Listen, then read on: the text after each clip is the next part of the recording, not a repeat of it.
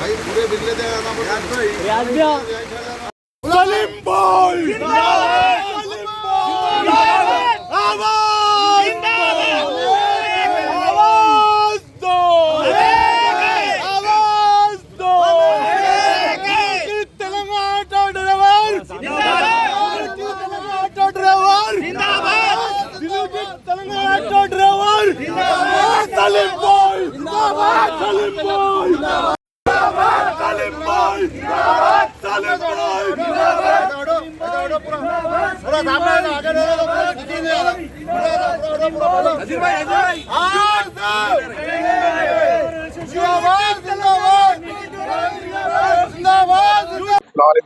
बरकातुहू। मैं Mohammad Abdul Salim unity auto driver association का मैं प्रेसिडेंट हूँ ऑटो यूनियन की तरफ से।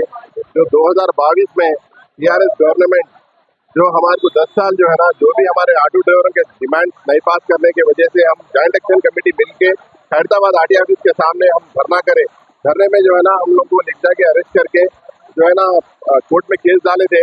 तो मैं जो है ना 2 पेशियों को नहीं जाने की वजह से, जो मेरे वालदा का इंतकाल हुआ था और मेरे भाई का इंतकाल हुआ था, 2 पेशियों में नहीं जाने की वजह से मेरे ऊपर जो है ना अरेस्ट वारंट निकला और मेरे को नहीं मालूम था। तो टास्क फोर्स वाले आके हफ्ते के दिन मेरे को अरेस्ट करके सेंट्रल जेल सेंसलगुड़े में जो है ना मेरे को अरेस्ट कर दिए। तो मैं जो है ना अब मीडिया की तरफ से ये बोलना चाह रहा हूँ कि अभी तो भी रेवंत रेड्डी साहब जो है ना, कांग्रेस की गवर्नमेंट आई, हमारे सभी ऑटो ड्राइवर के जो डिमांड थे उनको जल्द से जल्द बुला के सॉल्व करना। क्योंकि जो फ्री बस आने की वजह से ऑटो ड्राइवर बहुत परेशान है और जो है ना गवर्नमेंट नहीं आई हमारे को जो है ना कुछ 10 साल से केसीआर साहब हमारे को मीटर का रेट नहीं बढ़ाए और कुछ भी वेलफेयर स्कीम्स नहीं दिए हम लोग को। हम ऑटो ड्राइवर की तरफ से बहुत परेशान है। तो हम जो है ना रेवंत रेड्डी के साहब की तरफ से कांग्रेस गवर्नमेंट से डिमांड कर रहे हैं कि हमारे ऑटो ड्राइवर के पूरे डिमांड सॉल्व करना बोल के आप लोगों के मीडिया के थ्रू मैं गवर्नमेंट को ये अपील कर रहा हूँ। वालेकुम रहमतुल्लाहि वबरकातुहू। Unity Telangana auto driver federation की तरफ से मैं हमारे सदर साहब का बहुत बहुत शुक्रिया अदा करता हूँ।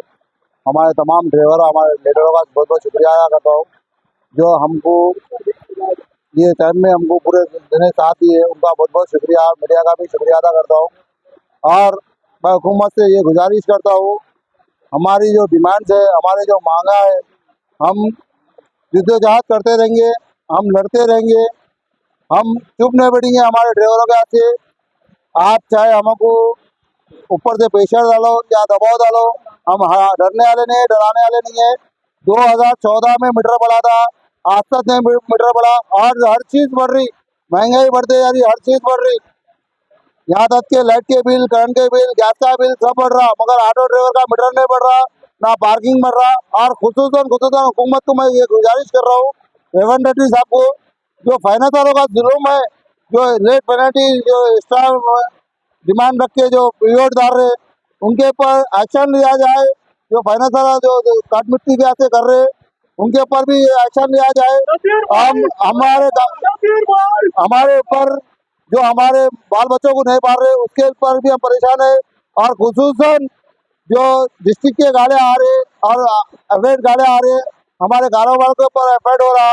मैं खुसूसन जो ओला उबेर जो रैपिडो 2 व्हीलर चल रहे, उनसे हम ये गुजारिश कर रहे हैं हुकूमत से, हमारा 5.5 लाख का ऑटो है, 20-25 लाख की 2 व्हीलर लेके उन बिजनेस कर रहा, हम तो भी टैक्स दे रहे, सब दे रहे, वो उससे क्या फायदा हो रहा है हुकूमत को।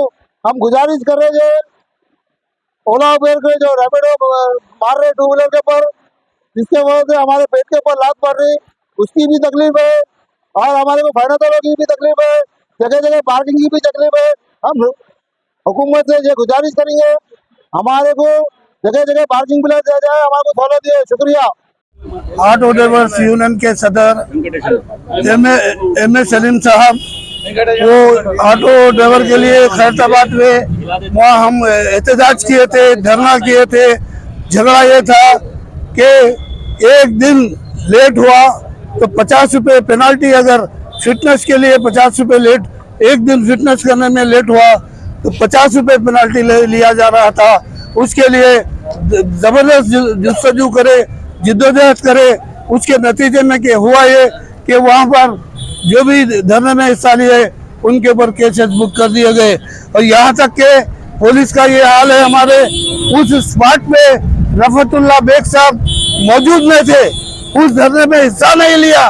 उसके बाद पुलिस वाले जो है हिस्सा नहीं लिया, तो उसके बावजूद भी उनका नाम ये एहतजाज करने वालों में से शामिल कर दिया गया। और इस तरह कोर्ट का मामला है, अदालत जो है पेशी मुतवातिर अटेंड होना पड़ता, तो एक बार ऐसा कभी गफलत हो जाती है तो वारंट निकल गया।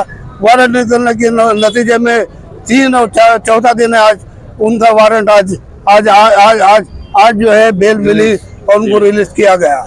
और कहना ये बहुत अहम बात यह है कि ये जो सरकार है रेवंत रेड्डी साहब की, ये सरकार कम से कम 7वां महीना चल रहा है। ऑटो ड्राइवर्स के ताल्लुक से ये 7 महीनों में उन्होंने कुछ भी नहीं किया, कुछ भी नहीं सोचा। हमने भी वक्त दिया, चलो नई सरकार है, इसको टाइम देंगे, टाइम देके हम क्या करेंगे। अब तक हम टाइम दिए, अब टाइम देने वाले नहीं है। अफसोस की बात है 10 साल 10.5 साल से इस शहर में ऑटो का मीटर इजाफा नहीं हुआ। और रेवंत रेड्डी साहब को हमने उनके इल्म में लाया, लेकिन वो अमली तौर पे ऑटो ड्राइवर्स के मसाइल हल करने के लिए कुछ नहीं कर रहे। तो लिहाजा हम आज तक टाइम दिए, आगे चल के हम टाइम देने वाले नहीं है। यहाँ से हमारे जिद्दोजहद शुरू होगी, इस बात का हम ऐलान करते हैं।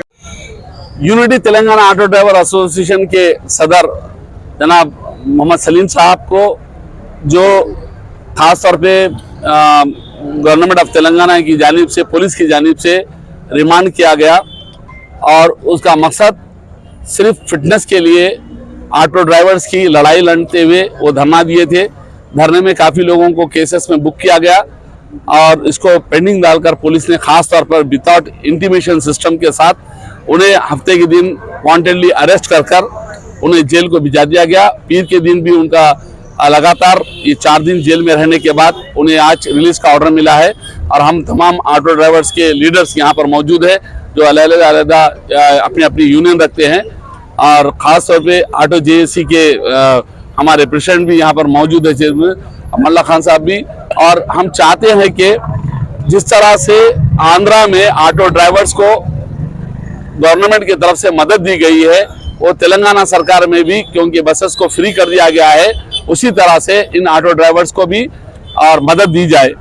और मैं तमाम ऑटो ड्राइवर्स के तमाम जो भी ऑटो ड्राइवर्स है तेलंगाना के अंदर, खुसूसन हैदराबाद में, मैं उनसे गुजारिश करूंगा कि आप अपने आईडी कार्ड्स कंपलसरी बनाएं और अपने सिस्टम के साथ रहे और उसको ऑनलाइन कराएं, ताकि आप लोगों को आने वाले वक्त में, आने वाले टाइम में जो सरकार से मिलने वाली सुविधा है, जो मिलने वाली मदद है, वो आप तक पहुंचा सके।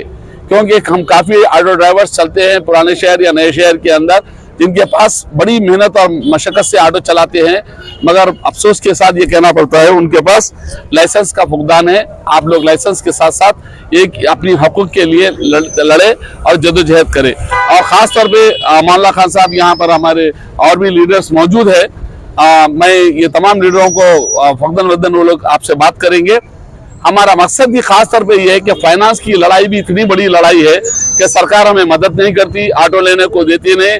मोदी सरकार कहती थी कि 5 लाख रुपए देंगे एक फर्द को, एक ऑटो देने के लिए 1.5 लाख नहीं होते। वो ऑटो अगर हमें दिया गया है और ख़ास तौर पर उसका परमिट ओपन कर दिया गया है, हमें शहर के अंदर ऑटोस को इलेक्ट्रॉनिक ऑटो के नाम पे रिलीज किया जा रहा है, मगर जो ऑटो पेट्रोल और डीजल से चलते हैं, जिसका डायरेक्ट फायदा सरकार को होता है, उसका आधे ऑटो का जितना भी पेट्रोल बेचा जाता है उसका फायदा सरकार को होता है, उसके बावजूद भी ऑटोस को परमिट नहीं इशू किया जा रहा है और इलेक्ट्रॉनिक ऑटो को परमिट इशू किया जा रहा है, उन्हें रिलीज किया जा रहा है। उस पर एहतजाज करते हुए हम चाहते हैं कि हर ड्राइवर को इलेक्ट्रॉनिक ऑटो से ही आप रिलीज कीजिए, आप दीजिए, ताकि आने वाले वक्त में बेरोजगारी दूर हो।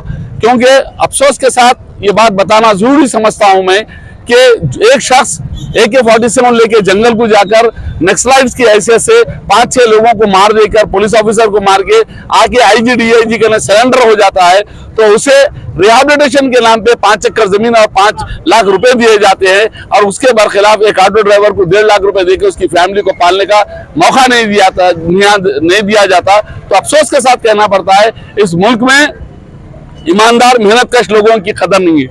ईमानदार मेहनतकश लोगों की कदर होना चाहिए, उन्हें उनका मुकाम मिलना चाहिए, उनको उनका हक देना चाहिए और ये फाइनेंस के चुंगल से छूटना चाहिए और साथ ही साथ पुलिस के जुल्म खत्म होना चाहिए, ट्रैफिक का जुल्म खत्म होना चाहिए और इनके लिए हर मुकाम पे एक अड्डा होना चाहिए, एक प्लेस देना चाहिए, तभी जाकर आज अफसोस के साथ ये कहना पड़ता है कि आज भी हम एयरपोर्ट के अंदर ऑटो ड्राइवर्स को एंट्री नहीं है, क्योंकि बदबख्ती है कि हम छोड़ने को दूर जाके छोड़ के आ जाना पड़ता है। क्यों? क्या हमें जाने का हक नहीं है? इसी वजह है कि वो 4 व्हीलर नहीं है, इसीलिए उनको एंट्री नहीं है। मैं चाहता हूं कि तमाम चीजों पे सरकार गौर करे और इनके हकूक इनको दिलाए। शुक्रिया।